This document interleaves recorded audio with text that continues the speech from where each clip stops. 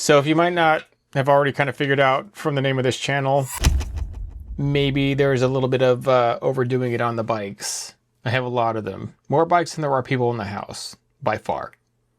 And I have the darndest time trying to transport them all. You know, I could do the whole put them over the tailgate thing, but that really only works when the bike is not 50 to 60 pounds with a giant bottom tube. And it really doesn't work on tailgates where there's the extender, like the inside step, because the tailgate's extra thick. Yeah, it's not gonna work.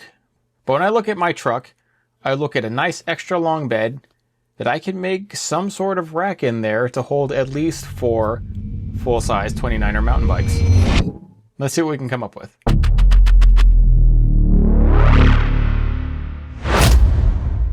So I try to make this thing as universal as possible, but really it's meant for mountain bikes. It's not gonna really hold 4.0 inch fat tires really well. What I ended up making it out of was this aluminum C-channel I found at the metal yard, like the metal shop. They had these scrap pieces. So who knows whatever they cost, like brand new and extruded like that, this kind of C-channel with a tapering C, which was perfect for the 2.6 tires that fit right in there. And they even held 2.5 tires, just not as tight. So I was looking at everything and anything that I really liked or disliked about the current bike racks that I already had. Now, I really like the Kuat piston rack I have, but that took a lot of engineering and precision and like moving parts that click and ratchet.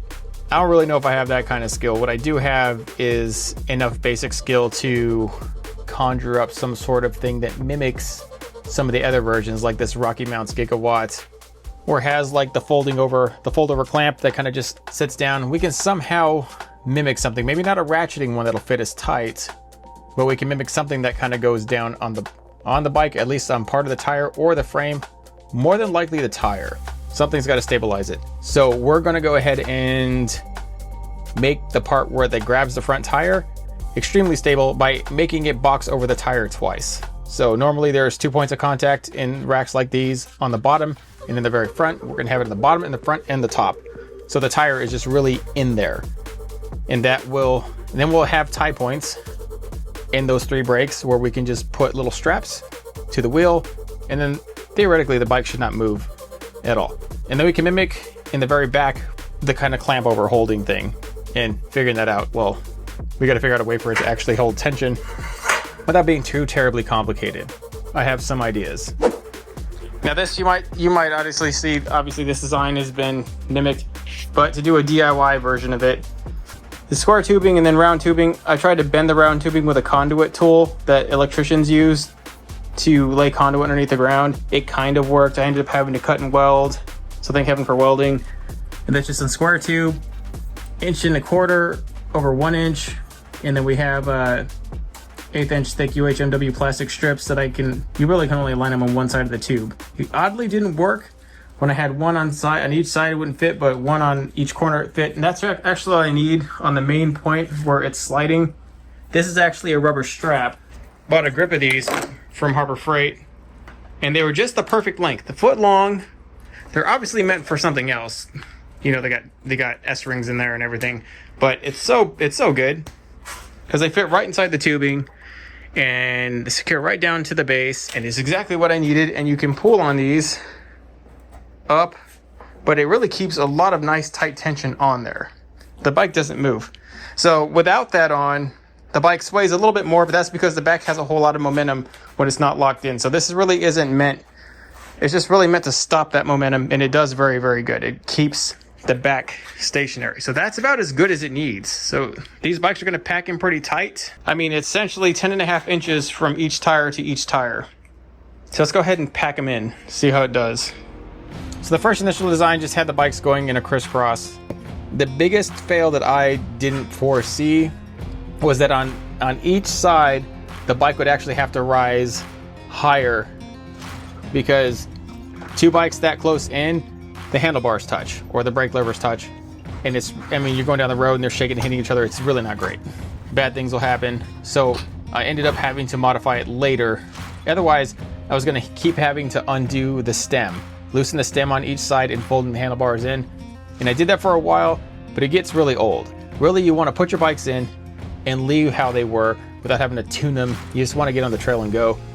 So I went ahead and made some modifications. I ended up having to raise each spot where the front tire sat. I had to raise it like 6-7 inches, maybe 8, quite a bit.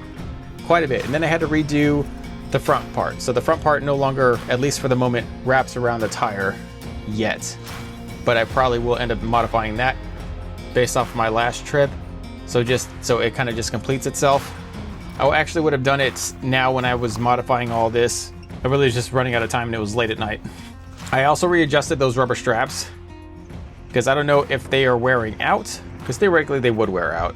So I have 2 mullets and 2 29ers, trying to make them fit the right way, trying to remember which ones were actually fit the mullet better than the 29er. Really, each of the ends I made for the mullets, and then the middles were 29ers, if I remember correctly. So what I did. Stored 4 full-powered e-bikes and hauled them for hours on end in the truck bed. So the advantages to this, there's no longer a bike rack that is making your vehicle longer, blocking your rear view camera, just another liability out there in the ether. Easier for people to try and steal. It's pretty invasive for somebody to climb inside a truck bed and try to undo all that. So I did put D-rings everywhere to have it in tie down points, but the rack in and of itself, I put rubber, kind of this rubber matting on the bottom, and it really does not like to slide on the rubber coating in the truck bed already. So it's pretty slide proof. It doesn't move around a lot at all, especially when there's 4 bikes. So there's about 200 pounds, 220 pounds, whatever it is, on top of the rack with all 4 e-bikes in there. And it stayed put.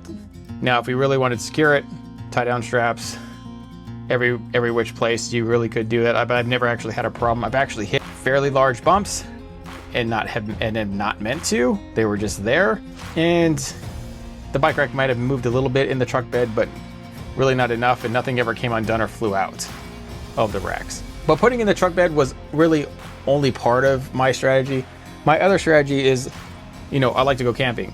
I like to do trips.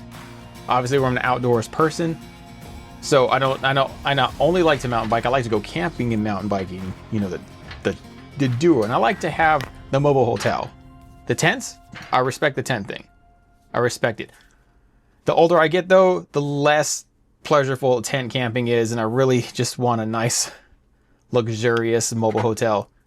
But I also want to haul on my bikes. Honestly, so it doesn't shake. So I made this thing to kind of fit in my toy hauler. There it is. That was the main reason, honestly. The truck bed was just an added plus. When I was making this rack, I was thinking toy hauler. It's gonna fit right in here. These are the measurements. And then it just so happened to fit perfectly in the back of my F350 with my long bed. So I got the best of both worlds. I get to tow my 5th wheel to the campsite, bust out all the bikes, then stick this rack in my truck bed, and then haul the bikes in my truck bed. It's a win, because this is actually a real big pain to haul those bikes inside a toy hauler without really secure bike racks, and there is nothing like it. Nobody makes it. This is like a super unique problem.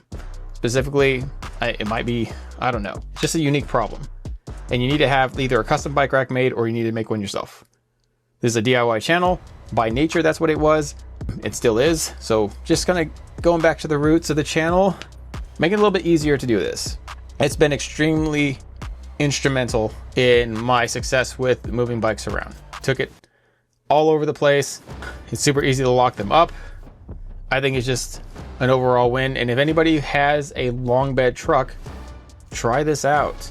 It's just way less invasive, way less of a liability, out of the way, and harder to break into. So there you have it.